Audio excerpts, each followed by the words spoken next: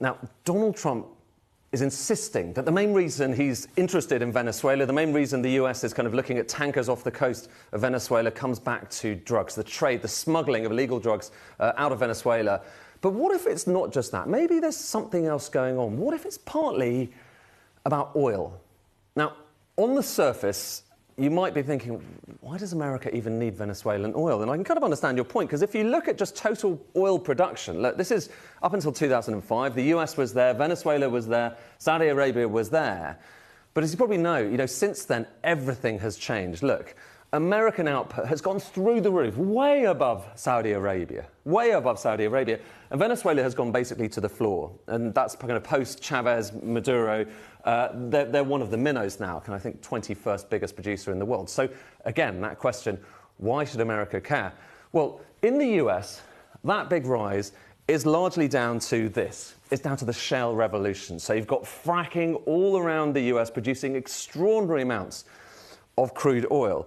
And here's where we get to the interesting bit. Because when you're thinking about crude oil, maybe you're just thinking about, well, look, barrels of oil. It's all the same, isn't it? Well, actually, no. So if you kind of look at crude oil, there are various different types of crude in different parts of the world.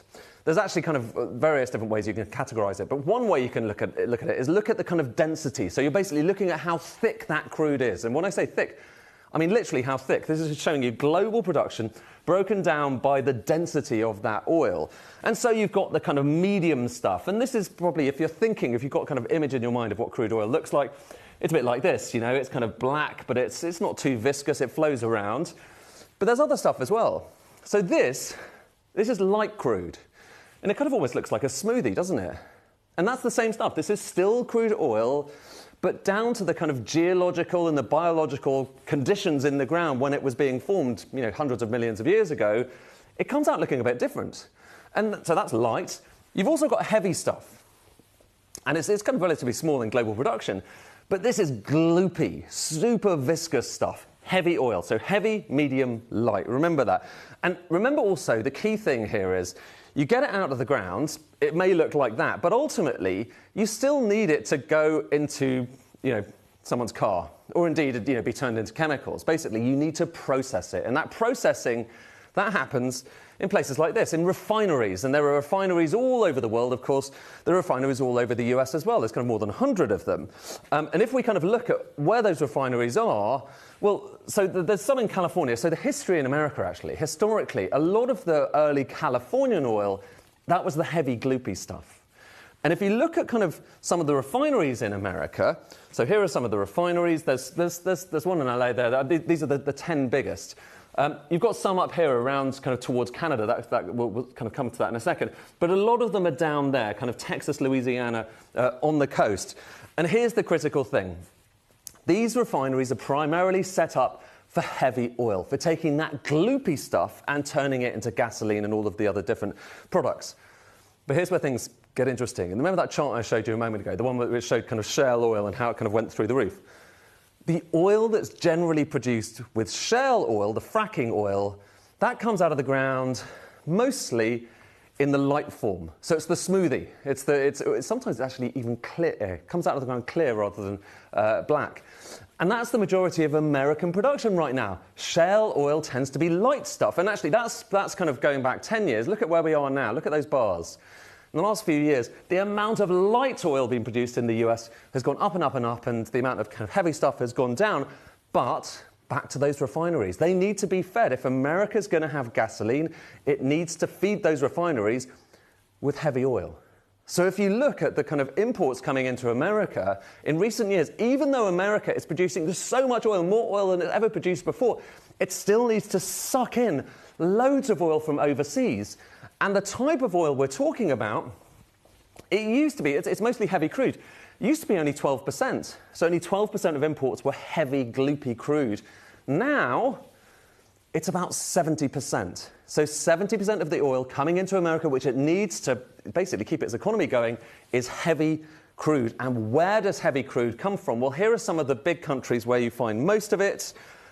It's Canada and Venezuela. There's one other I'll come to in a second, which we'll come back to.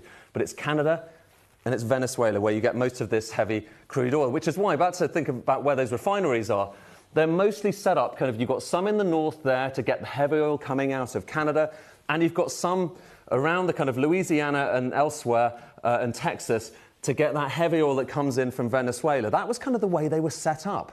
And it's really expensive to rebuild these things. You can't just chuck out a refinery very easily overnight. Some came from Mexico and the Gulf of Mexico as well, and that was pretty heavy too. So that's the picture in America. And the upshot is, even though America is producing more and more oil, the imports, this is showing you imports of oil into America, are still really high.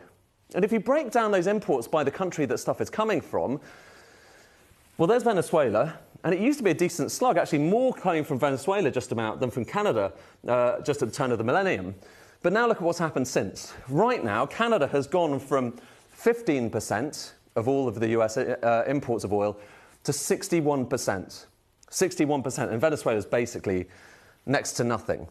But here's what's tantalizing, and here's the reason I think that a lot of people are looking towards Venezuela and thinking, well, there's more to this than just drugs. Look at total oil reserves around the world. The higher these bars are, the more oil there is in the ground, so that hasn't yet been taken out of the ground. So there you've got Saudi, Iran, Iraq, all of the usual suspects. But the biggest of all, and this is according to various different sources, the biggest of all is Venezuela. And what's that oil? It's the heavy, tarry stuff that you might well want to put into those American refineries. And there is really only one other place in the world that has a serious amount of heavy oil other than Canada and Venezuela. And lo and behold, guess where that is? It's Russia. All of which is to say, it matters what kind of oil America needs. It's worth just delving into these nuances because that helps you understand a little bit more about the backstory of geopolitics.